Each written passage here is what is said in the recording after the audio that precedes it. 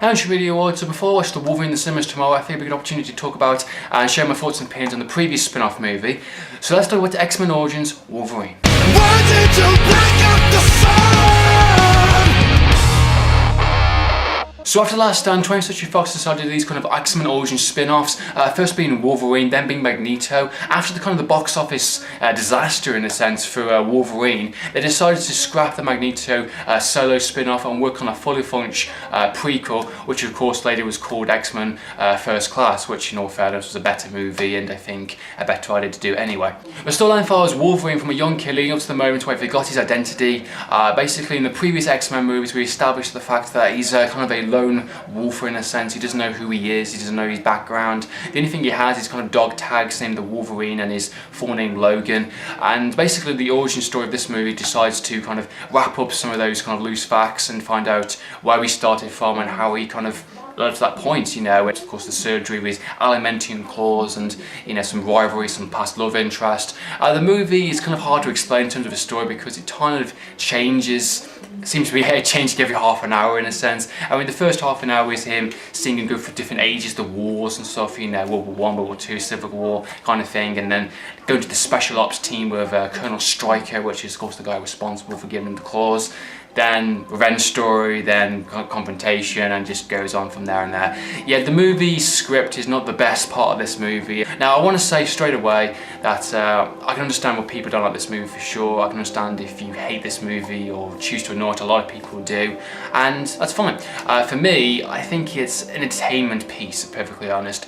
For me, I like Wolverine. Wolverine's an awesome character. He's awesome in the X-Men movies, and despite popular belief, I think he's awesome in this movie. Apart from one or two decisions, I think he's actually pretty decent. Hugh Jackman definitely gets pumped up for Iron for sure, and I love the moment when he gets his adamantium claws and he's, you know, and I like it when he goes up against enemies. It's pretty awesome, in fairness. There is some weird decisions in this movie, I think a lot of people can agree, and I can't ignore the obvious of like how some characters are definitely screwed over and just the pacing of the movie, the script is just terrible, directing is not particularly the best, but as an entertainment piece and to see Wolverine as a badass as he is, I think he is badass in this movie and I do enjoy seeing him in this movie, and that's one of the reasons why I like it. And it does link into the X-Men movies, even though it kind of contradicts some kind of movies, but then again so did Last Stand, so I can't really win there. Now the characters in this movie, of course we have Wolverine. I think Wolverine's actually pretty badass in this movie. I think it's nice to see an actual origin story from him getting these kind of bone claws, and they actually were in the comics, they weren't something like the studio kind of made up. I felt it was kind of a little bit anticlimactic getting the adamantium claws, because he did this, there was a quote of in X-Men 2 saying, you know, you were an animal then and you're an animal now, I just give you claws in a sense, and he basically, well, he's got claws, he's got bone claws, and it's just a bit like, once he got it was a bit like, well, nothing's really changed. One of my biggest flaws with this movie in terms of character, especially with Wolverine, is the fact that he does not change his personality. He's the same kind of lone wolf character, you know, rugged kind of character, and then after the surgery he's still the same character, and even after he loses his memories he's still the same character, just a bit lost in a sense. And you know, that's one of my biggest flaws. I would like to see a bit of a character change maybe before, you know, this movie maybe it's kind of a slightly different character, maybe it's a nicer character maybe, and then you can kind of see why he becomes this kind of lone wolf. I don't know, that's one of my kind of nitpicks in a sense. But I think Hugh Jackman did a pretty good job with this. I think Hugh Jackman did a pretty decent job of what he got, and he put a lot of his money into this movie also, and he definitely wanted the best outcome. Unfortunately, it just wasn't well received, and it just, you know, it was a mess, of course, but, you know, I think he's pretty awesome in it, and you can definitely tell he's having fun. The Wolverine movie, I think it's done okay in terms of degree. I think it could be definitely a lot better, which I'm praying that, you know, Wolverine, the new one, will do much better, do it proper, which I think he will do pretty well in all fairness. One of the characters in this movie is Sabretooth, which actually is his brother, which is a bit like, did they just kind of throw that in there or something? I mean, I don't know if that's actually official kind of their brothers or in the comics or not, I'm not quite sure, but I just felt that like, really? I can sort of see it with the idea that, you know, they can heal, of course, and they got, one's got claws, one's got kind of, you know, actual nail claws in a sense, he's kind of an animal in terms of the teeth and stuff, and obviously something happened to kind of Sabretooth's character because they don't recognise each other in the first X-Men movie, so something happened between this movie and of course the first X-Men movie, but they might be established later on, but I think Sabretooth's character is a bit like, a bit of a jealous dick in a sense, considering he's a brother. He just wants to kill people, wants to do what he wants to do, and he expects his brother to kind of side and back him. He wants to kind of outsmart his brother, he wants to kind of beat his brother and everything he does.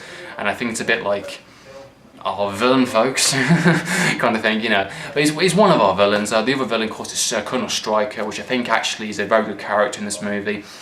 I liked him massively, of course, from X-Men 2, where, of course, really fantastic adaptation, an older version of the character. And definitely watching this movie and watching X-Men 2, you can see how far he's come from. I like the idea of just him putting together a team, and then all of a sudden he's just really anti-mutants, or he finds a way to kind of purpose them, you know, a Subject Zero and Subject 1 kind of thing. Another character in this movie, we have Deathpool, another famous Marvel character, which had a hugely poor cameo, which is just, what the heck. They had Ryan Reynolds as their character, which in all fairness actually was a pretty decent decision casting Ryan Reynolds, because you know, Ryan Reynolds' character in all of his movies always kind of that smug, charming douchebag kind of, you know, character. He had it in Green Lantern, which is just like kind of thing, but I think in Deathpool it actually works a hell of a lot more, being the fact he's kind of that smart mouth kind of invincible character that just says what he says in his mind and doesn't care about the consequences. And I think Ryan Reynolds did a pretty decent job, you know, approaching his character, until they changed him into a Subject 1 kind of, you know, mutant power crossover genetic bullshit, which basically doesn't speak at all. So yeah, well done movie. The action scenes in this movie are not too bad. Some were pretty weak, some were actually pretty decent. There was way too much CGI in this movie, I want to say that for a fact, and I think everybody knows that. You can just tell that a lot of it was green screen crap, especially one of the worst scenes I've ever seen within an X-Men movie. Wolverine's actually in the bathroom, he has his claws, and he's testing them out. Ugh, that is terrible CGI. I mean, it is the worst I've ever seen. Even X-Men 1 did practical hand effect, which you can actually tell it. You can actually tell it within X-Men 1, but even that is what, 2002, 4, whatever kind of thing. And we're going to this, and they choose to leave that CGI. Awful, absolutely awful. Overall, X-Men Origins Wolverine, it is what it is, in all fairness. It is a very poor spin-off from the X-Men series. Poor script, poor direction, very weak love interest, some lame-ass mutant power characters. They screwed up Deathpool. But what can I say? I mean, we got Hugh Jackman being Hugh Jackman, playing Wolverine, and I still think he's badass in the movie, despite what people say. I actually like seeing him in this movie. I think he's awesome. He's just has to work on what he got, and I think he definitely did the best performance.